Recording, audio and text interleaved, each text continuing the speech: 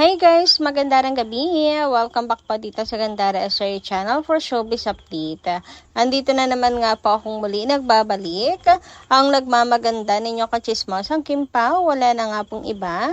Ang lokaret na si Gandara SRA upang maghatid po sa inyo ng latest update and fresh happenings patungkol kina King Chiu and Paolo Avellino.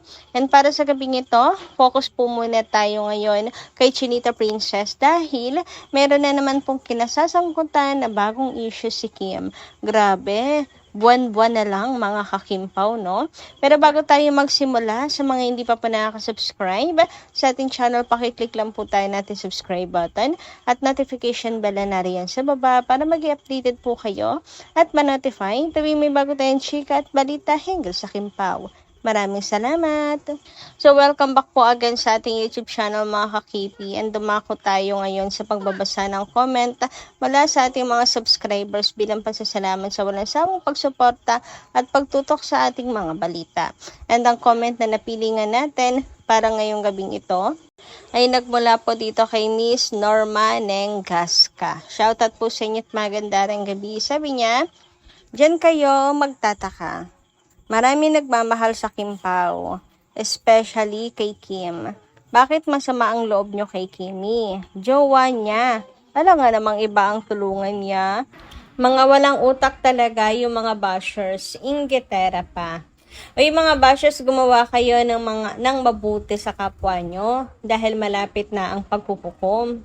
Hindi yung puro na lang kayo panglalait at inggit sa kapwa nyo na wala namang ginawa sa inyong masama. Walang utak talaga sa sobrang inggit." So, para po sa kaalaman ng lahat, ang konteksto po ng komento ni Miss Norma Nengaska o ang kanyang ibig sabihin dito ay tungkol po dun sa nangungwestiyon kay Kim na bakit may pag-promote pa siya kay Paolo Avellino sa SDA.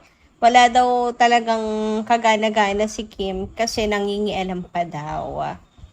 Kung hindi daw kasi nangialam si Kim, baka daw po si Ann ang nanalo, mga kakimpaw. Wala kasi nangialam daw kasi si Kim.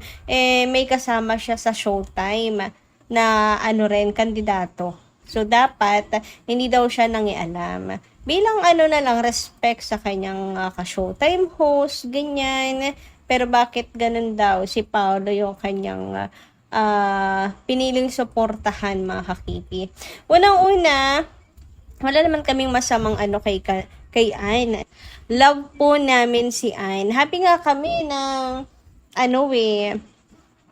naging maganda yung labanan kasi rin talaga ang Kimpaw Lanchas. Na-alarma din, mga kakimpaw. Kasi nanganganib si Paolo Avellino.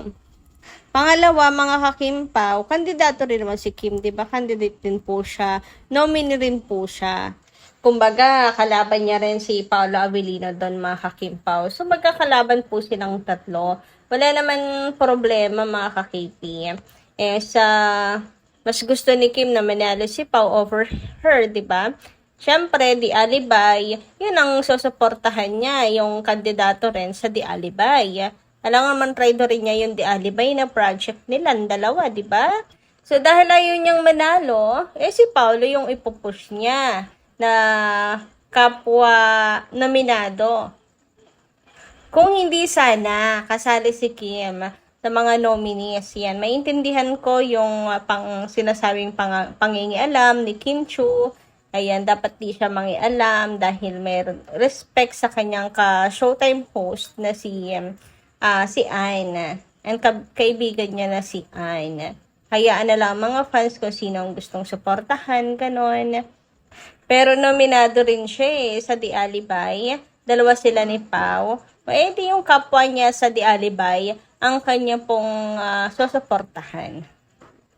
Kahit ilabas na natin sa usapan na jowa niya si Paolo Avellino, kaya yun ang sinusuportahan niya. Basic lang naman, mga kakimpaw. Si Paolo ang kapartner niya sa Di Alibay. And syempre, Di Alibay, nominees silang dalawa. Silang dalawa doon. So, syempre, magsusuportahan po silang dalawa. Yun lang, ganun lang yun ka-basic. Kaya sa mga nangungwestiyon kay Chinita Princess, shut up na lang. Ano po, at the end of the day, desisyon niya yan. Gusto niya yan sa buhay. Wala namang sinabi na gusto nyo. Charot. Hindi naman kayo yung pinag-uusapan, si Kim naman. So, yun ang gusto niya nung pakialam ninyo. Anyway, dumako naman ngayon tayo dito sa mainit na chika ngayong gabing ito, mga kakimpaw. And ito po'y pumapatungkol sa naging sagutan ni Vice at ni Chinita Princess. So, sumagot nga po si Kim, mga kakimpaw. Nagsalita na po siya sa mga issue ngayon na hindi po pagbanggit sa kanya na mainit na pinag-uusapan ngayon sa social media. Ito talaga yung topic. Based dito sa post ni Chinita Princess, ito po yung kanyang nirepost pa, mga kakimpaw. Ayaw ko na sanang palakihin ito. Pero bilang mga taga-suporta, hindi naman siguro kachipan ang tawag doon. Siguro po marahil sa sobrang pagmamahal at suporta nila sa idolo nila, ay protective sila. Initial reaction po siguro ito.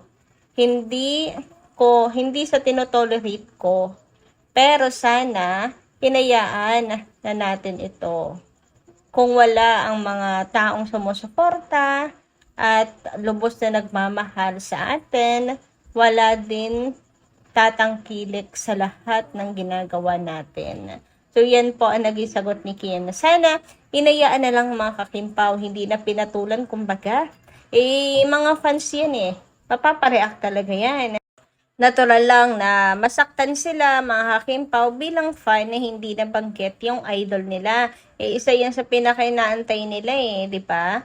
Ayon kasi kay Vice, grabe daw ang kachipan ng fans ng Kim Pao or ni Kim Chu.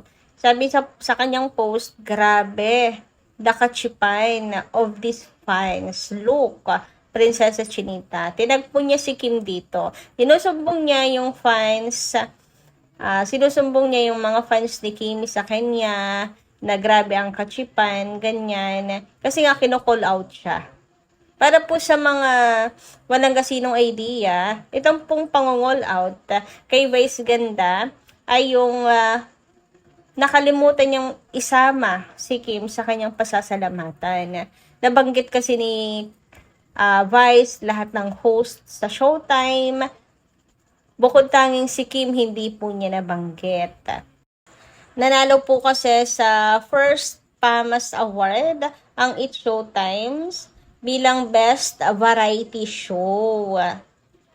Anyway, congratulations sa It Showtime sa pagkakapanalo nila. And bilang main host, si Vice po yung tumanggap ng award, mga kakimpaw.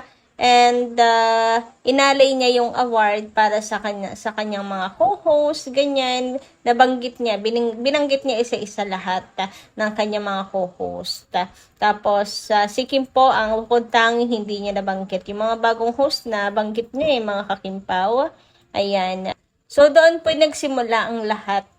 Nagtampo ang ilang mga fans na bakit si Kim hindi binanggit, hindi isinama sa pinasasalamatan. Nandun siguro yung sinadya ba yun or sadyang nakalimutan lang. Anak-anakan po kasi ang tawag ni Vice kay Kim or anak-anakan niya si Kim, ganyan, di ba? Tapos si Kim pa yung makakalimutan niya. Yun yung pinaghihimutok ng butse ng mga fans. So, siguro si Vice naririn din na mga kakimpaw sa mga ganyan-ganyan. So, pinatulan na po niya yung mga fans na nagsasabi nga, nang-call out sa kanya, gano'n. At sinabi nga kachipan daw ang ginagawa ng mga fans na yun. So, sobrang mainit to ngayon sa social media, kaya naman si Kim ay hindi na rin po nakapagtimpi at nag-post na rin. Nasaktan din siguro siya para sa kanyang mga fans na sinasabing cheap ang kanyang mga fans. Kaya yon, sabi niya hindi naman kachipan yun. Initial reaction lang ng mga fans na sobrang nagmamahal sa kanilang idolo. And tama naman, di ba? Anyway, syempre, yan po ay umani ng samot-saring reaction at may nagsasabing ang dahil sa pagtatag niya kay Kim, bakit parang kasalanan pa ni Kim? Anong kasalanan ni Kim, di ba? Mga fans naman ang nagwawala. Ang nasasaktan. Hindi naman si Kim umalma kay Vice. So, bakit parang si Kim ang may kasalanan? Kasi tinag nga niya si Kim. Sabi niya, why Kim Chu? Bakit mukhang kasalanan pa ni Kim Chu? God bless po. How sad, need mo pa talaga itag si Kim. It also shows your toxicity too. So, ayun na nga, sabi nila, kung may toxic bandita si Vice yun, pumapatol daw sa fans. Ganto, ganyan. Siguro gusto kasi ni Vice, pagsabihan ni Kim ang kanyang mga fans, ganon. Ayaw niya siguro na nako-call out, mga kakimpaw. Kaya, gusto niyang patigilin kay Kim ang kanyang mga fans. Pero hindi nangyari kasi kinampihan ni Kim ang kanyang mga fans at sinabi hindi yun katsipad. Hindi naman sa tinotolerate, pero bilang artista, 'di ba? Hayaan na lang natin yung mga ganyang fans. Kasi nga at the end of the day, sila yung dahilan kung bakit tinatangkilik. Samantala, sabi naman dito, for me, hindi naman talaga issue yon. Pero yung itag niya si Kim, labeling it as a cheap, that's when he crossed the line. Una, kasalanan niya na hindi niya binanggit si Kim, pero kay Kim niya pa rin binalik yung feedback ng fans. For sure naman, araw-araw, may say yung tao. Sa tingin mo ba, tatahimik lang ang kahit sino kung matawag na plastic? Tsaka, it was Vice Ganda's moment. But parang dapat maging tungkol kay Kim. Nung nakaraan, si Ann Curtis ang pinupuntirya dahil sa votings. Ngayon naman si Vice Ganda. Ganyan, ka-entitled ang Kim Chu fans. Meron bang tumarget po kay kay Ann? Siguro merong ilan, pero sa grupo natin parang wala naman, di ba mga kakimpaw? Okay naman tayo kay Ann. Anyway, sa sinasabi nga niya na sa tingin mo ba tatahimik na lang kahit sino kung matawag na plastic? Siguro yung mga taong alam kung sino ang dapat labanan lang, and alam ko ano yung mga laban na dapat lang pong labanan. 'Di ba? At patulan. Kasi at the end of the day, alam mo sa sarili mong hindi ka plastic, so bakit mo yan papatulan? Sabi pa rito, okay lang naman magdamdam ang fans, pero ang mali lang sa tweet ng fan ay nag-add siya ng hashtag plastic. Pwede rin kasing nakalimutan lang talaga ni Vice, pero it doesn't mean plastic siya kay Kim. And we don't know how they are as friends of Cam. Valid din ang nararamdaman ng fans kasi lahat ng host na mention except kay Kim. Siguro mas madaling matatanggap ng fans kung hindi lang si Kim ang nakalimutan. Fans should learn how to express disappointments without bashing. So, ayan. Pero parang maganda tong comment ni Thoughts of JT, no, mga kakimpaw. Pero kung hindi ka naman plastic, hindi ka naman masasaktan, mga kakimpaw, dahil alam mo sa sarili mo na hindi ka naman talaga plastic, 'di ba? Magdadamdam kasi talaga mga fans kamakailan lang sa sulat, sa letter, 'di ba? Siya rin yung hindi nabanggit, mga kakimpaw. Hindi siya nabanggit doon, siya pa naman yung nagbasa. Tapos ito na naman, nakalimutan na naman siya. So, may right po talagang masaktan ng mga fans. Sana, ma-recall to ni Vice, po. And, lumalabas kasi, mga kakimpaw, na parang mag-aaway pa sila ni Kim because of fans. Pwede namang, kung feeling niya, mali si Kim, advice na lang niya, wag niyang warlahin. Wag niyang awayin, mga kakimpaw. So, ayun na nga, as a public figure din, mga kakimpaw, dapat hindi rin balat sibuyas pagdating sa mga gantong bagay na dapat ipinapalagpas na kasi valid din naman ang naramdaman ng fans, di ba? Hindi naman siya minura and all. So, ayun, choose your battle wisely na lang, mga kakimpaw. Parang ito yung magandang sabihin sa issue ngayon, mga kakipi. Yan, lumalaki lang kasi na lumalaki kasi nga pinapalaki din naman talaga, ayaw tigilan. Ayan, nagkakasagutan patuloy ngayon sa social media. Kayo guys, ano inyong masisay patungkol po dito? Pero ako naniniwala din ako na nakalimutan lang din talaga ni Vice. Tapos, nakalimutan lang din ni Vice, so walang issue doon, mga kimpaw for me.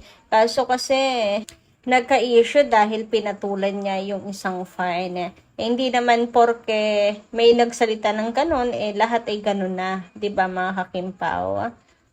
Hindi porket may isang toxic, lahat toxic na. and hindi rin naman katoksikan ang pagbibigay ng saloobin. So, sana pinalagpas na rin lang talaga. So, kayo po, ano inyong say tungkol dito? Hanggang dito lang po muna aking update. Maraming salamat sa pakikinig.